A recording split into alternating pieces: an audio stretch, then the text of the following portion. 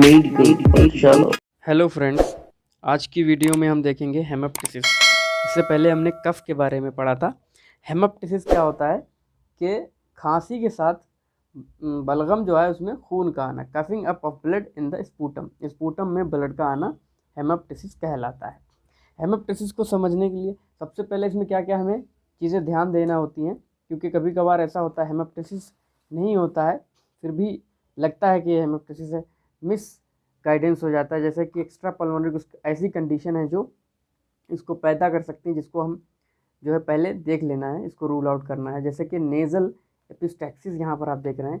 Nasal epistaxis क्या होता है, नाक से जो खून निकलता है वो रेस्पिरेटरी ट्रैक में अगर चला गया तो वहाँ से खांसी पैदा हुई, स्पूटम आया, तो इस वजह से भी हो सकता है। गम ब्लीडिंग से हो सकता है, कभी कभार गम ब्लीडिंग से, गम में जो ब्लीडिंग हुई वो स्पूटम में आ सकता है। और कभी कभार क्या होता है कि जीआईटी की प्रॉब्लम से, जैसे कि हेमेटोमेसिस इसको बोलते हैं, एक्चुअल हेमेटोमेसिस होता है, हम क्या समझ रहे हैं कि हेमोप्टिसिस है।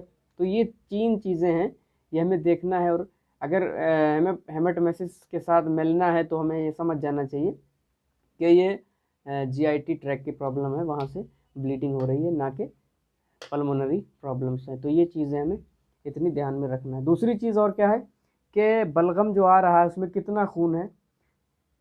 रियली ये मतलब कहने का मतलब ये है कि हेमोप्टिसिस हो भी रहा है कि नहीं, ये देखना है।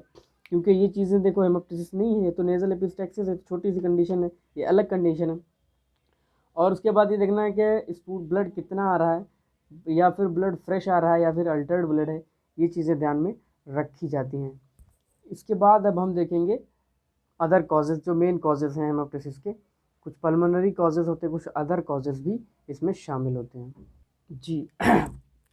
नंबर 1 पर है मैलिग्नेंसी और lung tumours, benign lung tumours. कभी कभार क्या होता है कि लंग्स के अंदर अगर कोई मैलिग्नेंसी है, जैसे कि कैंसर है, लंग कैंसर है, या फिर वहाँ पर कोई ट्यूमर है, तो उसकी वजह से भी वहाँ पर एपिथेलियल लाइनिंग डैमेज हो जाएगी, वहाँ का टिश्यू डैमेज होने पर ब्लीडिंग होती है और वो खांसी में बलगम के साथ दिखाई देता है। दूसरी चीज़ है निमोनिया। इसमें और भी चीज़ें हमें देखना रहेंगी कि कैसे इन्वेस्टिगेशन करना है। मैलिग्नेंसी में फ़ीवर है, कई दिनों से वेट लॉस हो रहा है, तो ये सब चीज़ें और एसोसिएटेड सिम्टम्स होंगे। नंबर 2 पर है निमोनिया। निमोनिया यानी कि यहाँ पर बैक्टीरियल इन्फेक्शंस की बात हो रही है जो हमारे लंग्स में हो रहे हैं। अगर निमोनिया है किसी को, टीबी है, टीबी की वजह से भी हो सकता है, टीबी की कंडीशन में भी ब्लड आ सकता है। एब्सेस है, अगर लंग एब्सेस है तो उसमें भी आ सकता है। फंगल इन्फेक्शन भी हो सकता है। फंगल इन्फेक्शन जैसे कि अगर फंगल इन्फेक्शन हुआ, अस्परजिलोसिस हुई, अस्परजिलस आया, तो वो उसकी वजह से अस्परजिलोमा बन जाता है लंग्स के अंदर। तो वो अस्परजिलोमा एक मास बन जाता है, जिस तरह से टीबी में बना ऐसे ही इसमें बनता है, और ये वहाँ पे डैमेज होकर के ब्लीडिंग हो सकती है और स्पूटम में ब्लड दिखाई दे सकता है। एस्परजिलोमा, ये रहा स्पेलिंग। अब हम देखेंगे ब्रोंकिएक्टेसिस है। ब्रोंकिएक्टेसिस एक क्रोनिक कंडीशन होती है।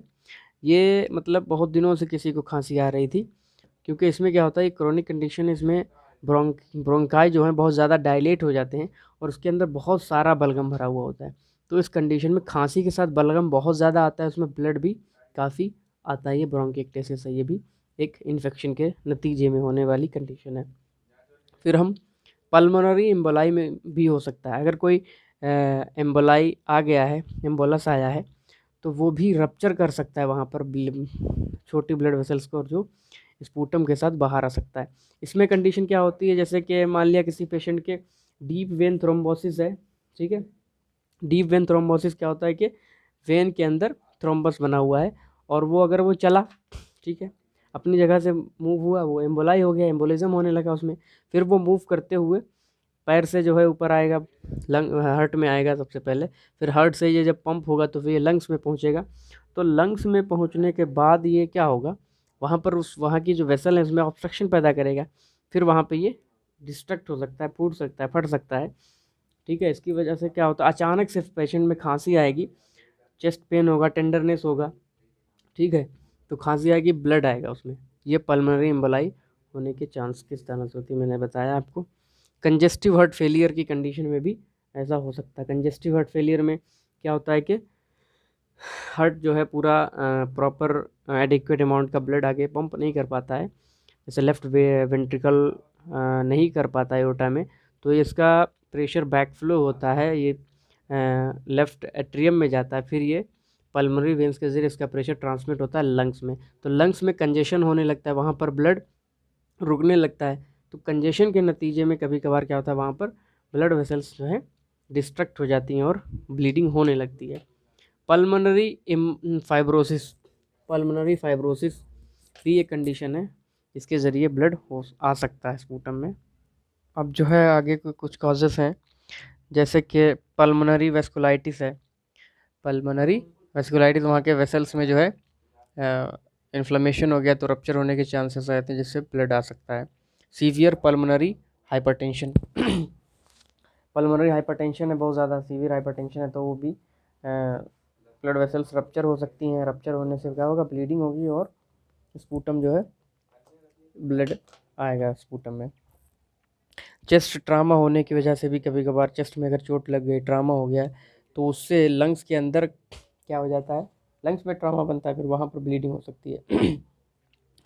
फॉरेन बॉडीज़ कभी कभार क्या होती हैं, अगर चली गई हैं लंग्स के अंदर फॉरेन बॉडी कोई, तो उससे भी वहाँ पर जा कर के वो एक चोट जैसी कंडीशन पैदा करती है और इन्फ्लेमेशन होता है, फिर वहाँ पर रप्चर होने के चांसेस रहते हैं। खांसी आ रही है तो फट सकता है वो और ब्लड आ सकता है। फिर है एंडोमेट्रियोसिस। एंडोमेट्रियोसिस क्या होता है कि एंडोमेट्रियोसिस एक कंडीशन ऐसी है जिसमें जो एंडोमेट्रियल के सेल्स जो होते हैं वो कहाँ पर पाए जाते हैं, आप जानते होंगे यूट्रस के अंदर होती है लेयर। ये सेल्स बॉडी की दूसरी जगह पर मौजूद होते हैं। अगर ये इसी तरह के सेल्स लंग्स के अंदर मौजूद हैं तो क्या होता है कि जहाँ पर भी मौजूद होंगे, जैसे ही एमसी आएगी, जैसे मेंस्ट्रुअल साइकिल आती है जिस दिन, तो उसी दौरान ब्लीडिंग होती है, वहाँ पर चेंजेस आते हैं। जिस तरह से यूट्रस में हो रहा है उसी तरह से ये जहाँ टिश्यू पाया जाएगा वहाँ पर, अगर ये लंग्स के अंदर मौजूद है, हो गया, तो क्या होगा, जिस दिन एमसी आएगी उस दिन लंग्स के अंदर भी ब्लीडिंग होगी, क्योंकि वो टिश्यू वहाँ पर मौजूद है। तो उस ब्लीडिंग की वजह से क्या होगा कि स्पूटम में ब्लड आ सकता है, ठीक है, हेमोप्टिसिस होगी। ये एक कंडीशन ऐसी देखी जा सकती है। एंटीकोएगुलेशन अगर है, कोई थेरेपी चल रही है एंटीकोएगुलेशन, कुछ ड्रग्स ऐसे चल रहे हैं, तो उस कंडीशन में भी ऐसा हो सकता है कि वो ब्लड आए। फिर है ड्रग्स, कुछ ड्रग्स होती हैं जैसे कोकेन है, थ्रोम्बोलाइटिक्स हैं, ये सब यूज़ करने पर भी ब्लड पतला हो जाता है, ब्लड में थिनिंग हो जाती है और ब्लड रप्चर हो सकती है वहाँ के ब्लड वेसल्स। और खांसी आने पर क्या होगा कि वहाँ पर एक्सर्शन डेवलप होता है और वो फट सकता है। और एक चीज़ यहाँ पे नहीं लिखी है, टेल एंजेक्टेसिया क्या होता है, ये एक ऐसी कंडीशन होती है जिसमें बॉडी में पेशेंट के अंदर ब्लड वेसल्स सब सारी थिन होती हैं, छोटे वाले ब्लड वेसल्स हैं वो सब डायलेटेड होती हैं, थिन होती हैं।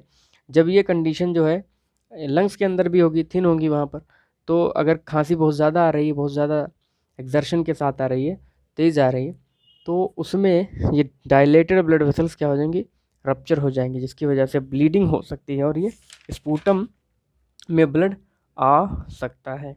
ये रहा हमारा आज का लेक्चर हेमोप्टिसिस पर।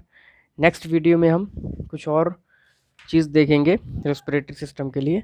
Thank you very much.